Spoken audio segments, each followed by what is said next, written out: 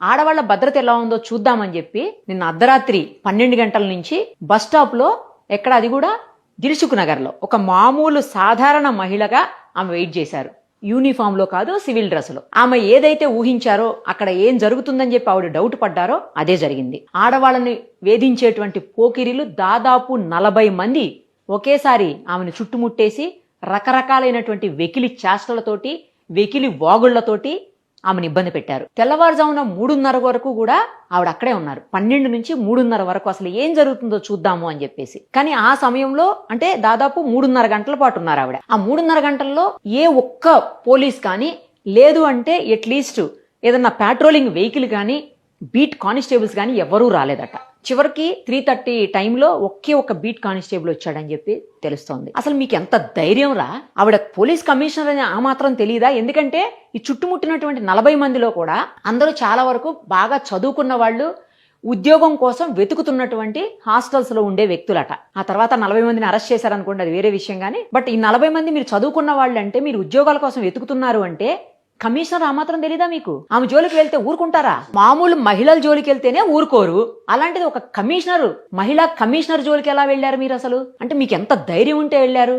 ఇది మీరు రెగ్యులర్ గా చేస్తున్న పని అయి ఉంటది, అంతే కదా? లేకపోతే ఆ టైంలో మీకేం పని అసలు అక్కడ? ఆవిడంటే డ్యూటీలో వచ్చారు, మీకేం పని అక్కడ? మీకేం అవసరం వచ్చింది అక్కడ ఆ టైంలో? తెల్లవారుజామున 12 నుంచి 3:30 వరకు బస్ స్టాప్ లో మీకేం అవసరం అసలు? అప్పట్లో ఎప్పుడో గాంధీ గారు ఆడవాళ్లు అర్ధరాత్రి తిరిగినప్పుడే భారతదేశానికి స్వతంత్రం వచ్చినట్లు అని. పగలే సరిగా తిరగనిస్తలేరు మీరు, ఇంకా అర్ధరాత్రులు ఏం తిరగనిస్తారా? ఒక పోలీస్ కమిషనర్నే తిరగనివ్వట్లేదంటే ఇంకా సాధారణ మహిళల పరిస్థితి ఏంటి, విద్యార్థుల పరిస్థితి ఏంటి, ఇక అమ్మాయిల పరిస్థితి ఏంటి? మీరే చెప్పండి. ఈ ఘటన చూసిన తర్వాత ఒకటైతే అనిపిస్తుంది, నిజంగా అసలు మనం భద్రతగానే బతుకుతున్నామా? అమ్మాయిలకి లేదా ఆడవాళ్లకు నిజంగా భద్రత ఉందా అనే డౌట్ వస్తుంది. పోలీస్ కమిషనరే అంత ఇబ్బంది పడినటువంటి పరిస్థితి ఉంటే మరి మిగతా వాళ్ళ పరిస్థితి ఏంటి? ఇక డే టైం ఏముంది, నైట్ టైం ఏముంది? ఇలాంటి వాళ్ళకి, పోకిరీలకి, ఇలాంటి నాకు మాటలు కూడా మంచిగా రావట్లేదు, ఇలాంటి యూజ్లెస్ ఫెలోస్ కి ఇంకేముంటది? మీకేం పని పాట లేదా? అర్ధరాత్రిలో ఆడవాళ్ళకి అనిపిస్తే ఏడిపించేయటమేనా? నానా రకాలుగా మాట్లాడటమేనా? ఎవరు ఏంటి కూడా చూడరా? అసలు ఎవరినైనా ఎలా మాట్లాడతారా? ఎవరిని మాట్లాడకూడదు కదా?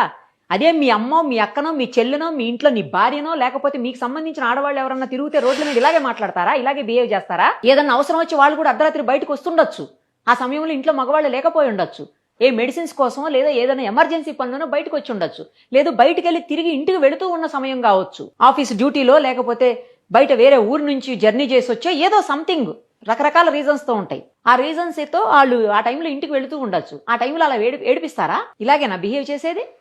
మీ ఇళ్లలో ఆడవాళ్ల పట్ల వేరే వాళ్ళు చేస్తే మీరు ఊరుకుంటారా? ఎందుకు గౌరవం ఇవ్వరు ఆడవాళ్ళకి? మీరు ఆకాశంలో సగం, అన్నింట్లో సమానం అని చెప్తున్నాం కదా. ఆడవాళ్ళు ఈ రోజు అన్ని రంగాల్లో దూసుకుపోతున్నటువంటి పరిస్థితి ఉంది. మీతో పాటు సమానంగా పనిచేస్తున్నారు అన్ని రంగాల్లో. మరి అలాంటప్పుడు మీరు ఎందుకు గౌరవించరు? మీ అక్కను గౌరవిస్తారు, మీ చెల్లిని గౌరవిస్తారు, మీ తల్లిని గౌరవిస్తారు, పరాయి ఆడదాన్ని గౌరవించరా? ఏం సంస్కృతి? ఎక్కడ ఉన్నారు మీరు? ఎక్కడ బతుకుతున్నారు? చీ అనిపించట్లా? 40 మంది, ఒకళ్ళు కాదు, ఇద్దరు కాదు, 40 మందికి కూడా కఠినమైన శిక్షలు పడాలి. ఇంకొకళ్ళు ఎవరైనా అర్ధరాత్రి అమ్మాయి కనిపిస్తే ఏమన్నా హెల్ప్ కావాలా, ఏమన్నా సాయం చేయమంటారా అని అడిగేలా ఉండాలి గాని, వస్తావా, నీ రేట్ ఎంత అని అడిగేలాగా ఉండకూడదు. నిన్న ఆవిడని అదే చేశారు వీళ్ళంతా. అసలు ఎలా ఊరుకుంటారనుకున్నారా? మిమ్మల్ని లోపలేసి కుమ్మి వదిలిపెట్టాలి. యాజ్ పర్ చట్టం ఏముందంటే, లా యాజ్ పర్ లా ఎలా ఉందంటే అలా తీసుకుంటారు కానీ చర్యలు. మీలాంటి వాళ్ళని అసలు వదిలిపెట్టకూడదు. ఈ ఘటన హైదరాబాదే కాదు, తెలంగాణే కాదు, మొత్తం దేశవ్యాప్తంగా కూడా వైరల్ అవ్వాల్సిన అవసరం ఉంది.